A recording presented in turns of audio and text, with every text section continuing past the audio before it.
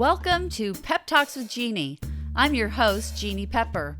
I started doing Pep Talks as a way to inspire you to do intentional acts of kindness and to further the goals of Blaze It Forward. Since Pep Talks began, it has evolved, and now I use it to interview people actively making a difference in this world through their volunteerism, community service, or careers. My guests are all here because they have dedicated their lives to making this world a better place. Join us as we delve into the hopes, dreams, and aspirations of these truly inspiring and hardworking people. This season, we will be focusing on the quiet superheroes, the thoughtful, kind, and forward-thinking community-minded individuals that teach us about resiliency, abundance, and how we can turn trauma, tragedy, and life challenges into meaningful, intentional action to repair our world. Welcome to another episode of Pep Talks with Jeanne. Welcome back to Pep Talks. I have with me a great friend and a great ally, Anne Friedman. Hi, Jeanne. Thank you so much for having me back. It's so great to have you because you are from one of my favorite nonprofits, Gay for Good. Yes, I am. I'm very excited to be here. We got a chance to talk, is it 2 years ago? About Yes. Gay for Good. So I'm excited to be back to talk about Let's talk about everything that. again. You were our first guest on Pep Talks for Jeanne. That's right. And your episode was for a very long time, one of the most watched. And you are still number 9 out of the 50 that we did. That's amazing. I love that. It is quite impressive. So since we've had you here, I know we have a lot of new listeners who may not have heard your first episode. So let's fill everybody in on what it is Gay for Good does and what you're doing there. I would love to do that. So Gay for Good is a national nonprofit that has chapters in 21 cities across the country and growing. We are an organization that mobilizes LGBTQ plus volunteers and allies. We do that by providing training and resources to local community leaders who go out and plan and lead inclusive service projects. We partner with food banks, animal shelters, environmental causes, seniors, veterans, any organization that needs help. Our mission's all about promoting diversity, fostering inclusion, and then really strengthening our ties to the broader community through these acts of service and kindness. Oh, that's so beautiful. I love that. And so in line with the mission of Blaze It Forward. It is. Yes, which is how we originally got connected to you. And also with what I'm trying to accomplish here with Pep Talks, which is, bring people together.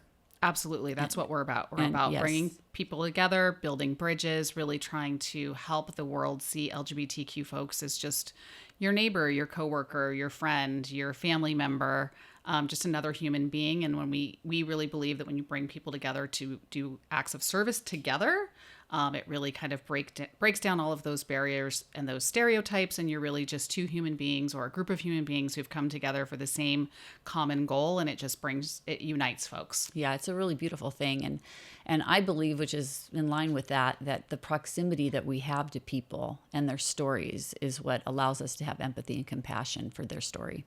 Yeah, absolutely. And we need more people to understand that if you don't know anybody that's LGBTQ, then you just haven't, your friends and neighbors aren't telling you what's going on in their lives because 10% of the population.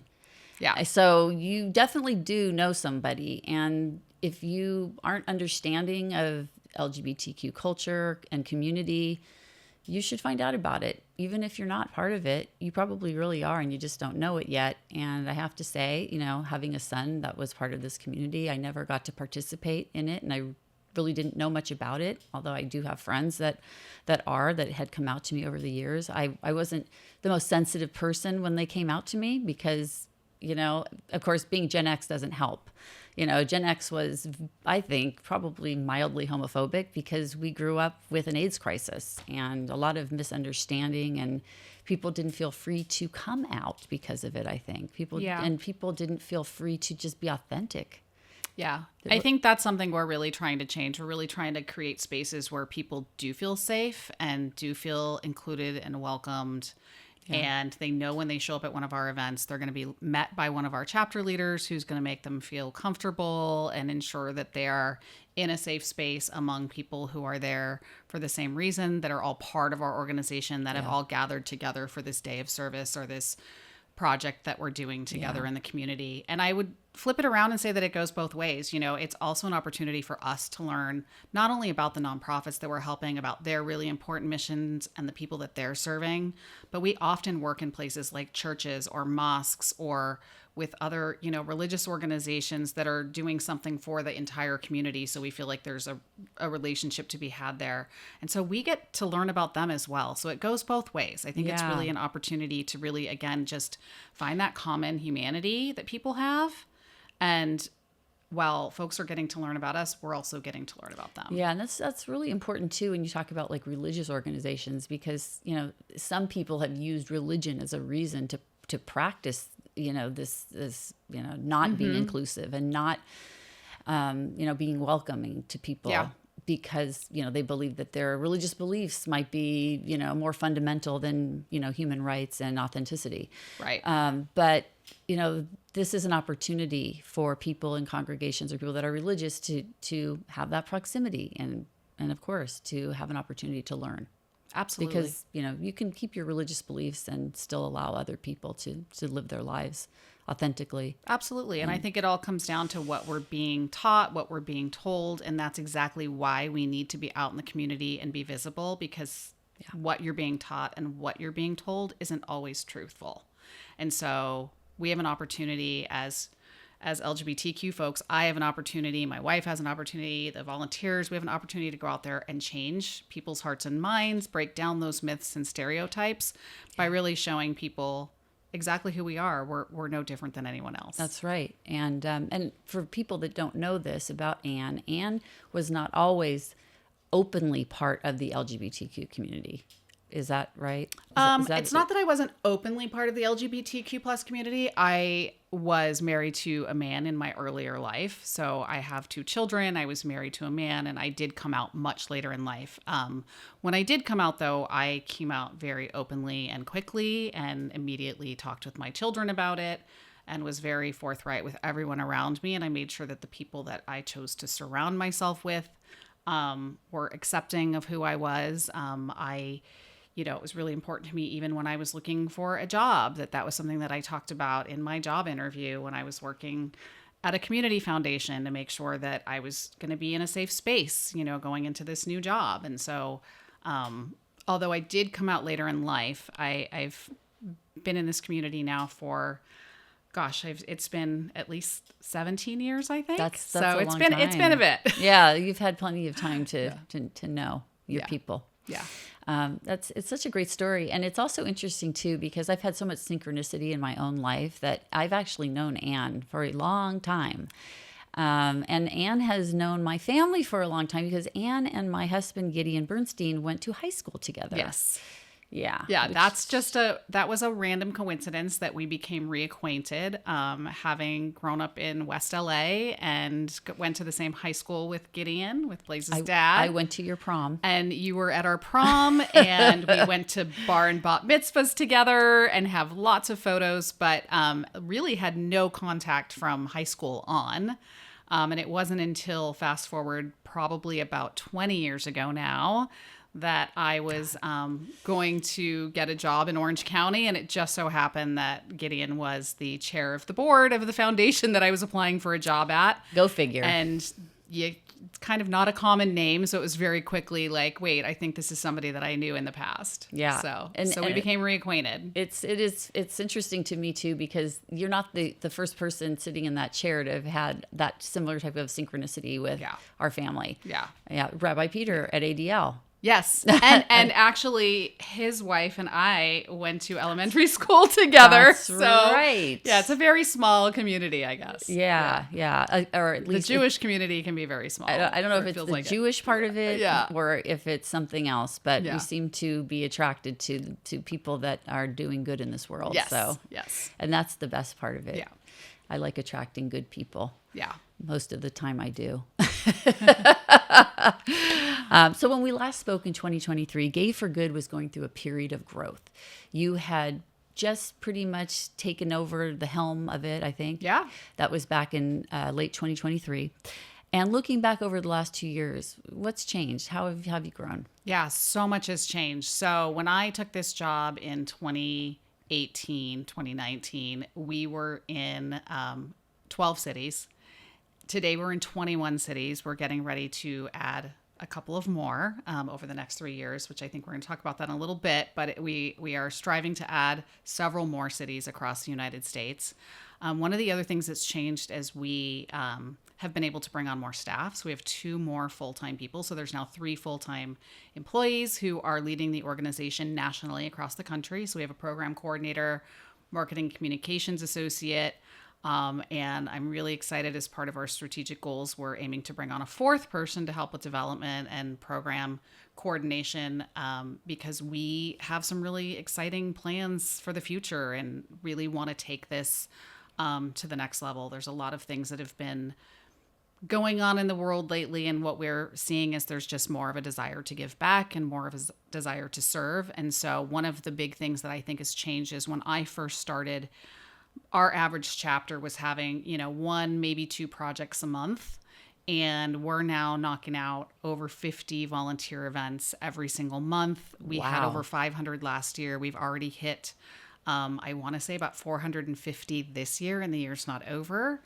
And we actually just celebrated a really incredible milestone. We've now served over 1,000 different nonprofits across the United States. So something I'm really proud of.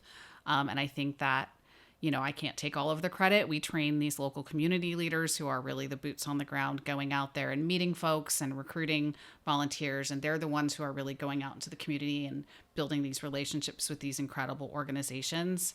But I'd say that's one of the biggest things we've seen is just the ability to do more and to engage more people and to invite more people in to be able to be a part of this really special organization. Yeah, that's fantastic. Your 2025 to 2028 strategic plan, it outlines a focus on growth, excellence, and inclusivity. Yes. So can you share a success story for us on any key milestones that you've so made with the this? growth, I just spoke to that a little bit. So as I said, so one of our goals is to have 25,000 acts of service in the next 3 years.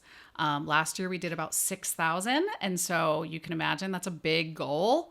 But I'm really confident we're going to get there by adding new chapters, more events, engaging more people. On the excellence side, one of the things that we're really focusing on is operational excellence, strengthening up our policies, our procedures, making sure that we're really streamlining things so that our leaders have all of the tools and the resources that they need. One of the ways that that's really showed up, and we're just in the thick of it right now, is we just launched a brand new volunteer management system. We have trained almost all of our leaders to date. We have already 75 plus events up on that site. And so we're transitioning all of our volunteers over to this new portal. And in less than 2 months, we have 1,700 people have already created their accounts, which is really amazing. Is that nationwide? That's nationwide. Okay, that's However, we, considering that we had about 5,000 people partaking in an event at least one time last year, the fact that we've got almost 2,000 in 2 months have already created an account, that just tells you something. They're really excited, and it's going to help us to really report and measure our impact on a much more granular level. We've been measuring our impact all of these years, but not down to the individual volunteer. And so this is really going to allow us to say, how many times has Jeanne come to a project? Or, hey, we want to recognize this volunteer who maybe it's the 10th time they've come to volunteer with us. Or they just hit 1,000 hours or 100 hours or whatever that milestone is, just to be able to really have our volunteers also be able to see and look at their profile and see the impact that they're having in the community. Now, do you know if they are part of the LGBTQ community? Yeah, so we welcome everybody. Yeah. I would say approximately 90% of our volunteers tend to identify as part of the LGBTQ community, whatever letter acronym that they identify as. They're one of them. But we also do have a lot of allies. That's what I was curious about. We have allies, we have parents of that's LGBTQ so youth. We have children of LGBTQ parents. We have siblings. And frankly, we have a lot of people that just really enjoy volunteering with us, and they come and they have a good time, and they're like, or we've had people will be at an event and they'll see us and they will sign up right on the spot and come to our next project that we just met out in the community. That's great. We have folks from all walks of life, all different ages. Yeah. And it's really exciting. That's very cool. So with all of this streamlining, all these changes that you're making within Gay for Good as you grow, how are you keeping that community feeling alive? So I think one of the things that's really special about our organization is we do, our model really is to empower, engage, and equip local community leaders to go out and plan these projects, which is how we're able to do so much with such small staff. It's also limiting us. So we're definitely aiming to raise more money and bring on more staff. However, those community leaders really are able to understand truly what's going on in their city. For me sitting at my desk in Long Beach, I don't know exactly what the needs are of a community in Arkansas or what's needed in Raleigh-Durham, North Carolina. And so it's really these amazing humans who are our chapter leaders who know exactly what's going on in their community and who really understand the needs and can go out and partner with these different organizations. Yeah. You recently announced that you have a whole new national board. Can you tell us about, did you add anybody of interest that the public might want to know about? So I think what's really exciting is, we expanded our board to be national several years ago, probably even 7-8 years ago. We decided the board shouldn't just be in Los Angeles where we were founded. We really felt like that was doing a disservice and also not bringing in voices who understand, again, kind of those community needs across the country. And so one of the things, though, that was different this year is we did have a few people who were terming out, and we were also aiming to expand and grow our board. So for the first time ever, rather than bringing folks on who either just reached out and inquired about joining our board, or maybe a board member made a reference and suggested that somebody apply, this is the first time ever that we did a national call for service. And we received 63 applications for our 4 open spots. Wow. So as you can imagine, that was a lot of work. Our governance committee had to do a ton of work to whittle down, and go through. And, one of the reasons that we had considered not doing that type of open call in the past is that turning somebody down doesn't feel good either. Telling somebody that really wants to be a part of something that they don't get the job per se is not easy. And so, but we really thought about it, and my governance committee really understood that we were not reaching enough people and casting a wide enough net. And so we decided that it was for the betterment of the organization and to reach a wider pool to do this open call. So we welcomed 4 new board members. We have somebody in San Diego, someone in North Carolina. We welcomed a new board member in Chicago and someone in Palm Springs, all who bring different skill sets, different backgrounds, different experiences. They all have governance and board experience, which was something that we were really looking for. But they each have their own kind of unique skills and strengths that they're bringing to complement the current board that we have. We also welcomed a brand new board chair, so that's really exciting. Our new chair, Brian Allen, is in New York. He was a former board member who's now stepped into the role, and we've got a new vice chair. And so it's just really exciting time with these, kind of a refresh of the board and some new energy and new excitement, while still obviously working with the great people that were already part of the board. Yeah, that's great. So things are changing all the time. And, we've seen government funding cut to community hospitals like Radiant Healthcare here in Orange County. Mm-hmm. And, there's been other changes. I mean, politically, things have changed in the last year for LGBTQ people, I think, nationwide. And I'm not going to get into any real current events, but how are things changing for the LGBTQ communities, and how is Gay for Good part of that? So fortunately, we haven't ever relied on government funding, so we're lucky in that way. But we don't know what's coming ahead. We don't know what funding is going to look like. What we do know is that all of these organizations who were relying on government funding are all going to be vying after the same grants, and that's going to make it much more difficult for organizations like ours to really be uplifted, especially when you're going against some of these really incredible large organizations who have a lot more visibility than we do, who are doing great work and rightfully so deserve that funding.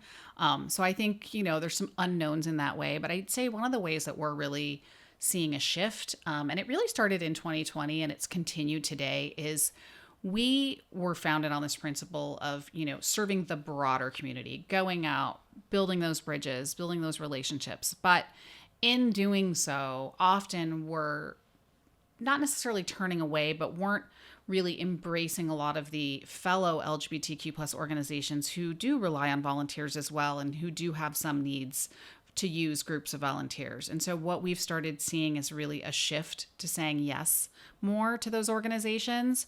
as an example, and we're getting ready to do it again next month. Equality California reached out. They needed volunteers. We had 30 volunteers within an hour, fill up all the spots, show up, dressed up, ready to serve, and run the gala for them.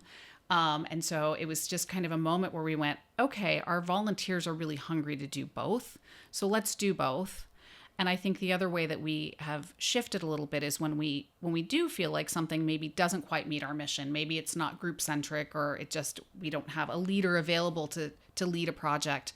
We've started a new way of advertising events for other LGBTQ organizations. We've been giving them visibility through our newsletter in different communities using something we're calling the community corner section. And so that's where somebody like Radiant Health Centers, let's say we couldn't provide their volunteers, we would allow them to share their volunteer need to our volunteers who can then go reach out directly on their own. Oh, that's so great. It's something that we're just building out, is how can we really help to really uplift the missions of our fellow LGBTQ nonprofits, in addition to serving all of these other organizations that we serve. Yeah. So I'd say that's been a big shift. Yeah. So before you weren't helping other organizations that service this community as much. Not as much. Yeah. Not as much because there's already a lot of people who are doing that. And Yeah. so, I really do think it's important as a nonprofit to really think about what your mission is. Yeah. And what are your values? And our values would say serve everybody, but our mission is really about serving the broader community, because at its core, it is about that bridge building. And so when we show up at a LGBTQ center and, help pass out turkeys, that's great. And we're doing something really meaningful, but it's not really tying back to that mission of that visibility component. Those people are often our own volunteers and people who are part of our community. Yeah. But at the same time, it's something that if there's a need, we want to be able to fulfill it. Yeah. So we really do believe that we can do both. When Blaze disappeared, and you were there for us, and Gay for Good was there, you had just started working there. And we've been collaborative since then. You've always been so helpful, like anything that we needed. And how has that relationship evolved, like even in the last 2 years? Yeah, I mean, I think so. One of the things that I think we talked about in the last podcast is that I actually left my job right after Blaze's funeral, is when I gave my notice. Mm-hmm. It really was a catalyst and inspired me to want to do something for the LGBTQ plus community. I knew that what happened to Blaze was not something that I could change. I'm not in the space of helping people who are mentally ill or I don't need to tell you.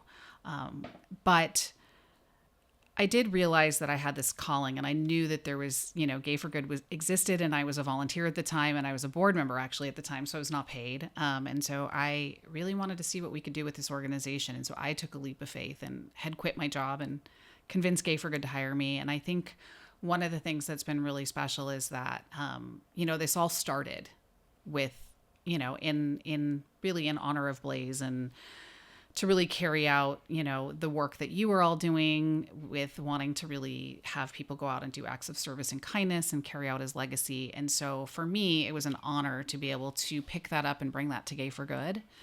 And one of the things that we've been really proud of is being able to help you to keep the garden refreshed, along with folks at the JCC and some other really wonderful people that I know help you. Yes, have helped you over the years. So it's been a collaboration. It's by no means just been Gay for Good, but it's been really special for us to be able to help to facilitate folks who want to go out and paint rocks, or who want to come and help on the garden cleanup days and come refresh the rocks. Yeah. And so we're really proud to be able to help that. And one of the ways that we've done that is we have now an ongoing virtual service project that anybody across the country can find on our website that is to paint kindness rocks. And Blaze's story is there, and all of these rocks can be mailed to our headquarters, and then we save those so that we can bring them to you. And as a matter of fact, I brought you a bag of rocks today. Look at this. We have some really special rocks. Some really beautiful things. Got to stay on the mic here, though. But yeah, we do have. Bring it to you. Yeah, we've got some. This is the type of beautiful artwork that is being created by these volunteers, and we leave this artwork at the park. Yeah, and here's another really beautiful one, Jeannie, that someone just sent. Yeah, and it's so nice because it says Blaze Forever on the back, and it says you matter. Yeah. So, and I think one of the really special things as well, Jeannie, is the letters that often come. And I know we brought one today that hasn't been opened. oh yes, we're going to open It's just, this up. you know, the things that people write and the letters that they send to Amazing. you and Gideon are really special. It's really interesting. So I'm opening this up right now to see what is inside. And it says, just because, and this is what this person wrote, special note, not here on earth, but with you always. The family of Blaze Bernstein, thank you for sharing your story of your beautiful son. The 2020 coverage touched my heart and soul. May you find peace in knowing to everything there's a reason and a season. Your love endures. God bless you all. And this was from Adrian Faith Smith. Thank you very much. That was a very kind note that you sent me. Yeah, so I think, you know, we're really honored to be able to help to facilitate the rock painting and to help with the garden, and just to be able to do that for you is really meaningful. And I know that it's not just meaningful to us as an organization, it's really about the people that get to be a part of it. Yeah. And that hear your story, whether they've heard it through one of the 2020 or one of the segments online, Yeah. or through the Blaze It Forward Facebook page, or through your website, or through PeppTalks. I know that people come lots of different ways. And so we're excited now that we can get Blaze's story in front of our 30,000 plus volunteers as well, and allow other folks to be a part of this. It's really a beautiful thing that you're doing to help us with this, because that garden is too much for my family to take on. And the rocks have become like, they're really a great symbol for me, and they're very meaningful to me because when all of this happened, when Blaze disappeared, and I'll go through some of the backstory for people that don't know this, I found these rocks starting to show up in the park, and they were beautiful, these beautiful pieces of artwork. Someone even created one that it was a beautiful likeness of Blaze. Yes. It was so perfect, and I'll tell you what happened to that one. But yeah, these beautiful rocks, and I felt like every time I would go to the park and I would see more and more and more of these rocks, and people were putting them all over around the bases of all the trees in the park where this happened. And I felt like every one of those rocks to me represented a person that was telling us that we weren't alone. Yep. And that they cared, and that this Blaze mattered, and his life mattered. So that was very special to me, and it still continues to really be part of my coping mechanism with grief, and because I'll probably be grieving the rest of my life. But it is really helpful when you do something like that for someone that's had a loss. Yeah. Especially of the magnitude that we had and what we went through. And we're not the only people that have suffered these losses, clearly. Right. Clearly. And I know that those people need that kind of support also. So, yeah. But we really appreciate it. I think what's special about us is not only is it bringing you some feelings of, remembering Blaze and bringing some peace to you, but also the person that's creating the rocks. Like, people are always just looking for something to do. Yeah. And I remember actually when Blaze first passed and everyone was calling and wanting to know, what can we do? How can we help? When I worked at the foundation. And I remember your family telling people to make a donation to Orangewood. Yes. And their website crashing that night because so many people were doing that. And so this is just another way for people to be able to do something, right? For them to feel, for other people to make sense. Yeah. And I think to give people the opportunity to not only remember Blaze, but to have these really positive messages that are really about affirming the LGBTQ community and telling people that they're not alone and that they're safe and that they're wonderful humans is really meaningful. Yeah, and it's important too. And like, this is one that Blaze had a boyfriend, and the family sent us this beautiful one with part of a poem that Blaze had written called Picking Marbles from the Dirt, which was actually his college essay.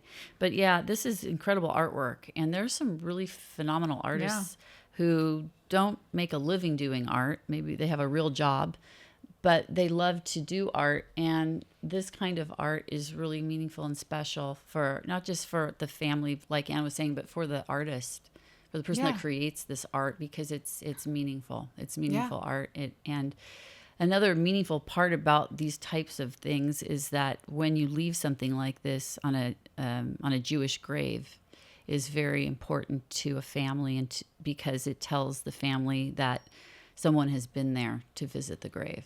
In fact, Jewish people put these on graves, put stones, not necessarily beautiful painted ones, but any kind of a rock, something that lasts forever. They will leave it on a Jewish grave instead of flowers.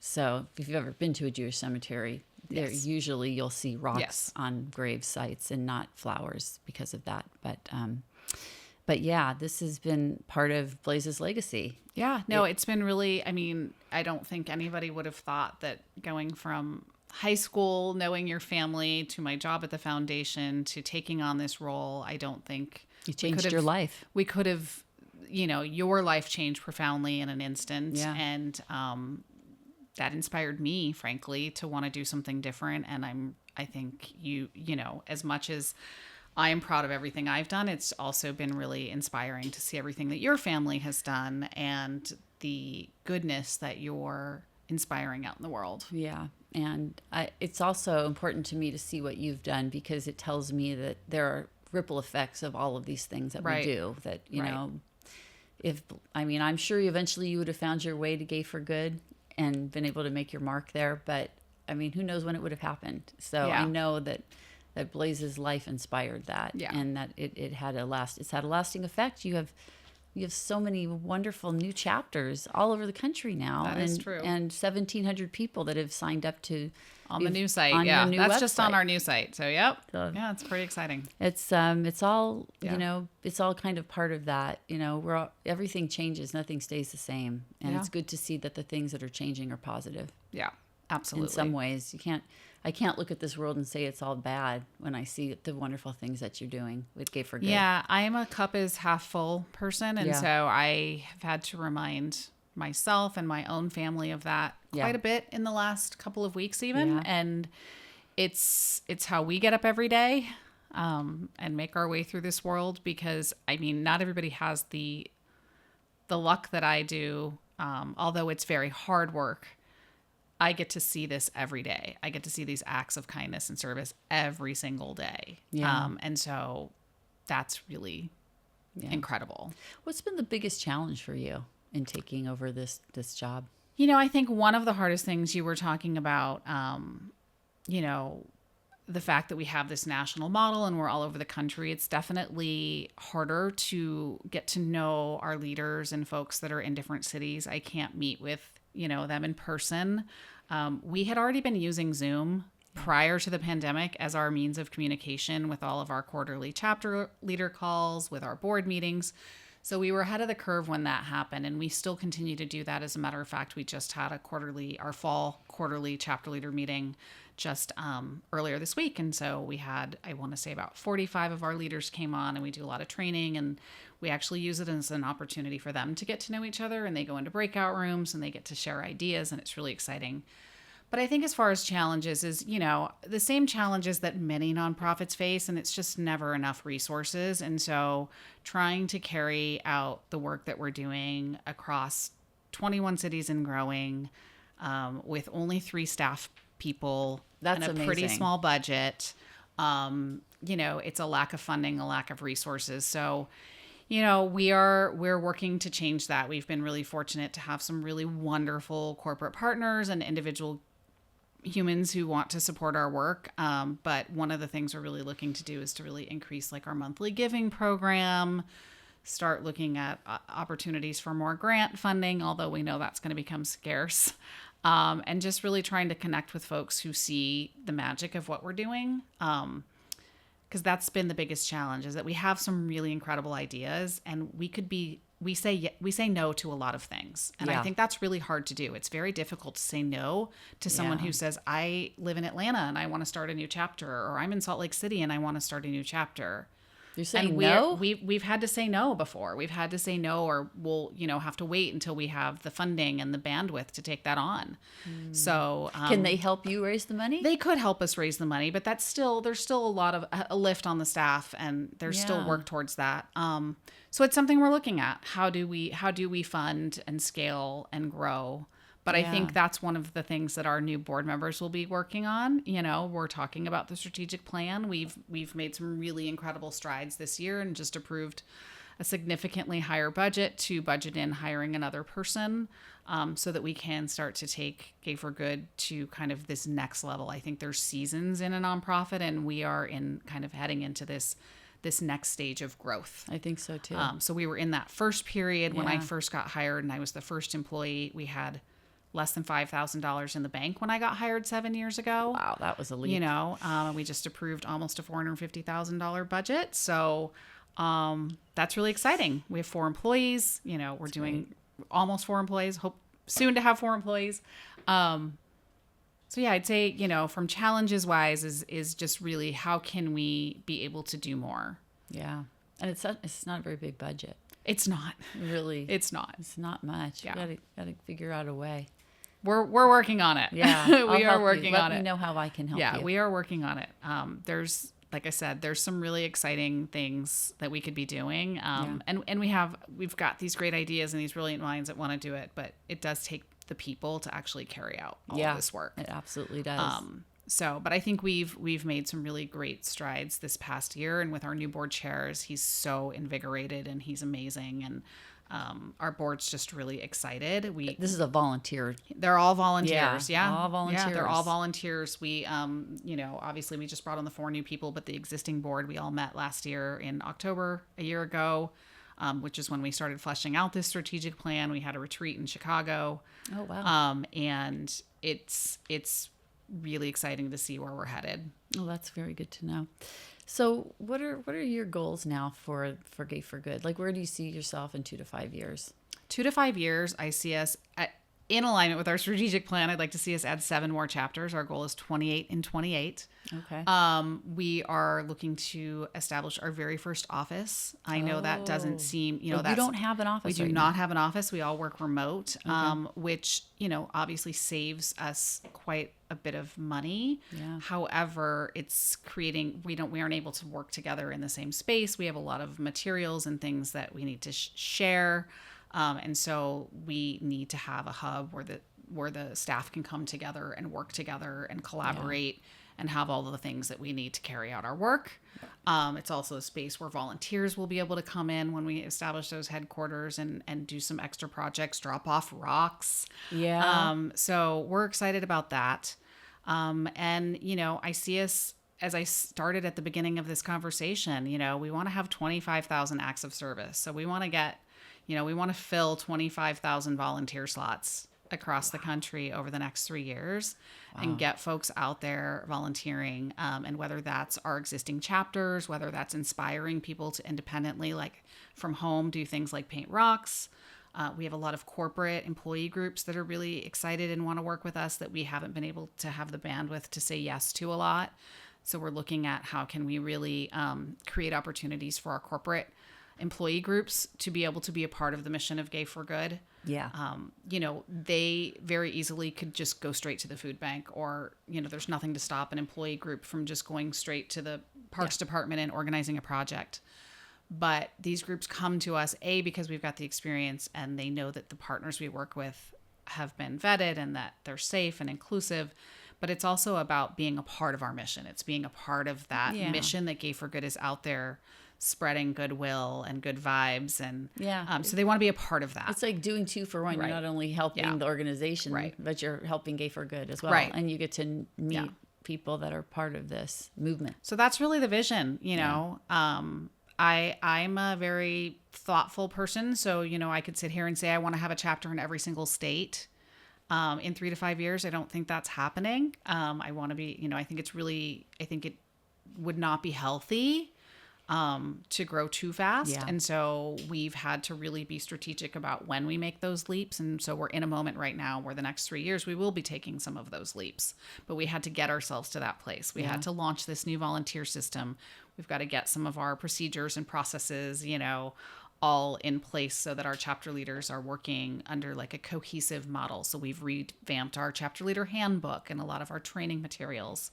And so those are the things we're really working on. You know, you asked earlier about the strategic plan, and that bucket of excellence is really about like operational excellence across the organization, from the boardroom to our procedures and processes, how staff are being treated, to how our volunteers are having their experiences. And so it's kind of flowing all through. Yeah. With that lens of inclusivity. How are we thinking about that across everything we do? Yeah.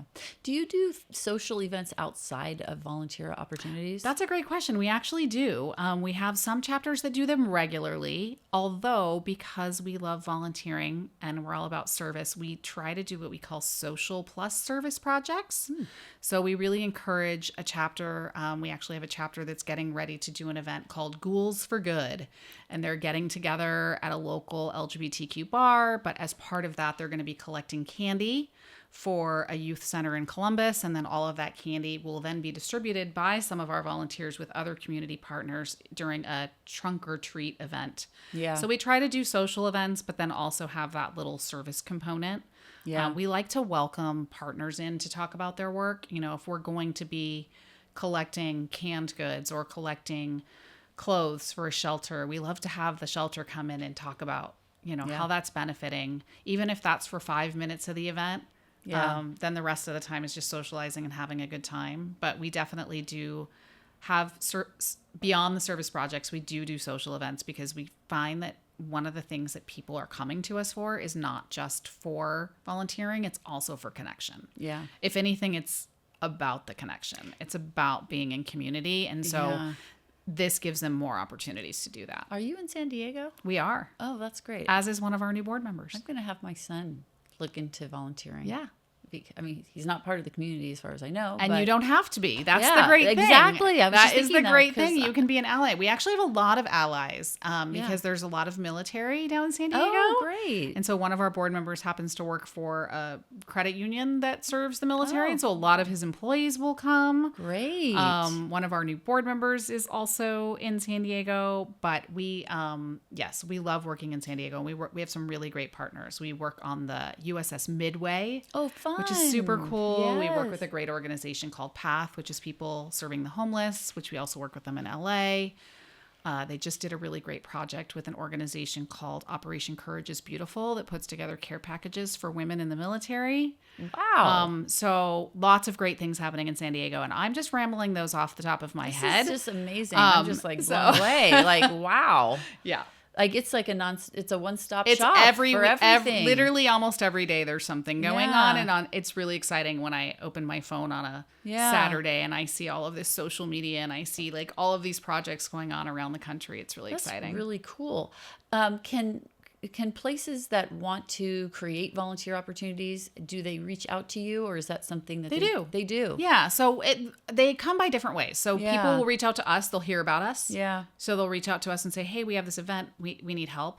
A lot of times what'll happen though is it'll be a cause that's really important to one of our leaders. So we have leaders who might have a family who's experiencing Parkinson's.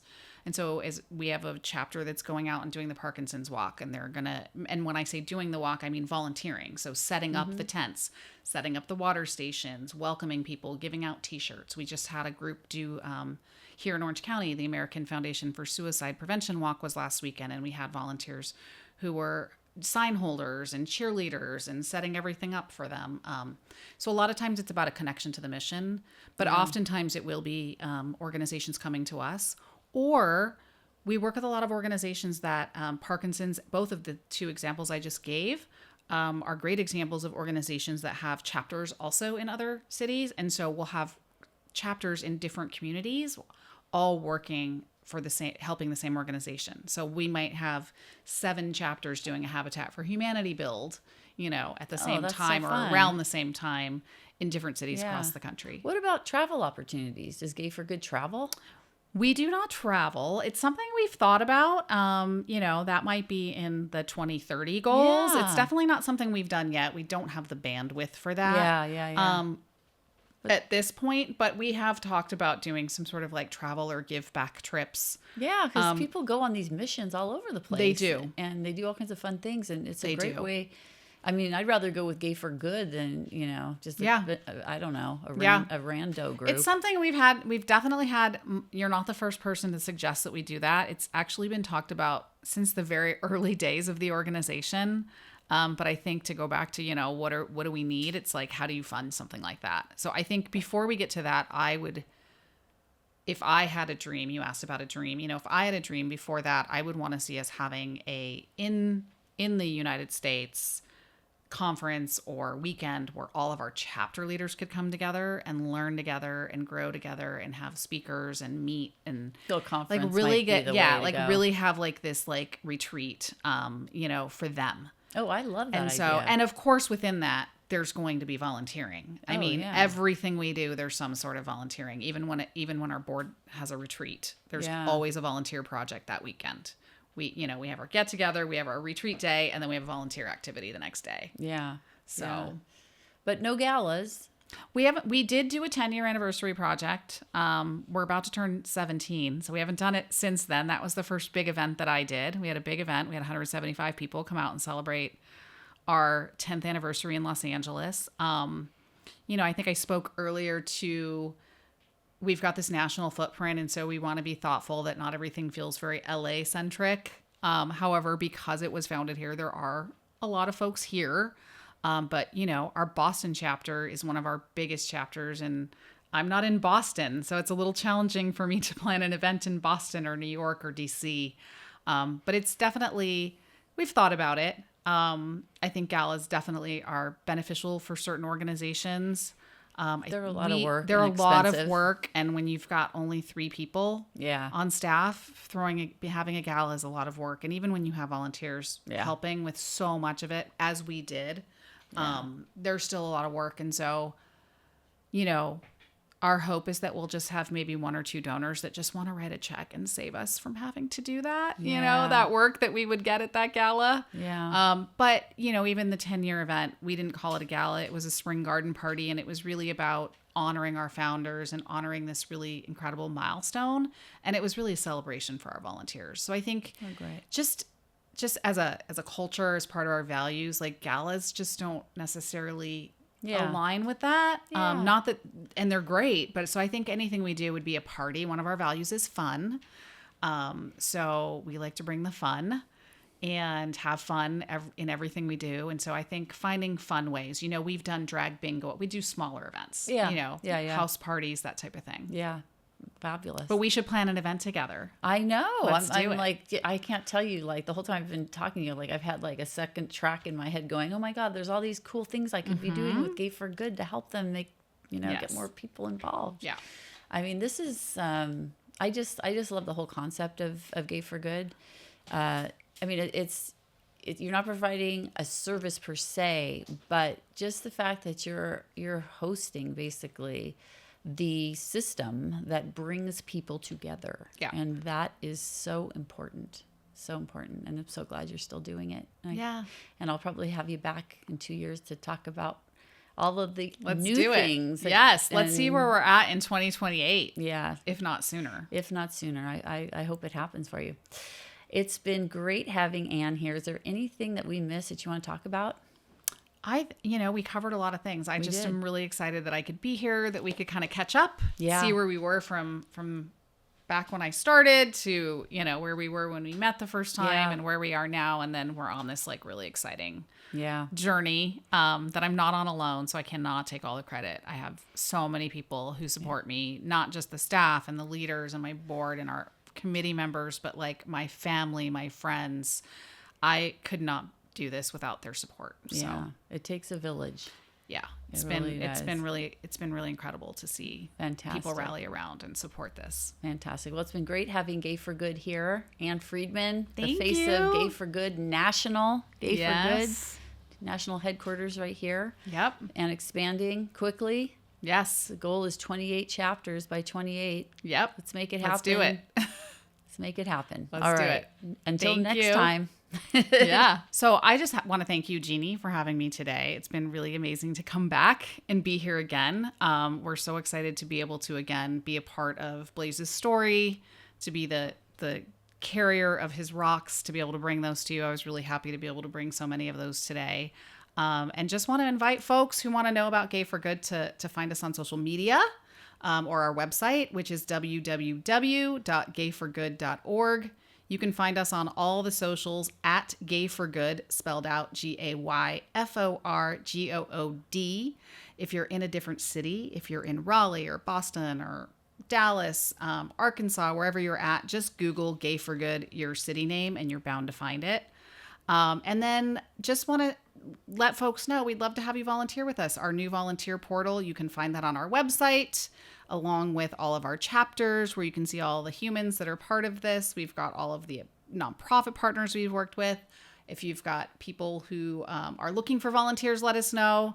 And then, of course, we not only welcome volunteers, we welcome your support in any way, big or small. And you can find all of that information on our website. Blaze It Forward is a campaign my family started in 2018 after our son Blaze was murdered. Blaze It Forward provides the inspiration to thousands of people to repair the world with intentional acts of kindness. If you would like to learn more about Blaze and how you can make a difference, check out www.blazebernstein.org or join our Facebook group at #BlazeItForward. You can also check out my website for this podcast at www.PeppTalksWithJeanne.com. There you can follow along with my podcasting adventures and learn more about my fascinating guests and their passion projects. I would like to thank all of the volunteers who help make my philanthropic endeavors a reality. Today that includes my producer, Eli Moskowitz, all of the volunteer crew members who join us, and a special thank you to my son, Jay Bernstein, for the original theme song you hear at the beginning and ending of each show. This has been another episode of Pep Talks with Jeannie. Until next time, keep on making this world a better place.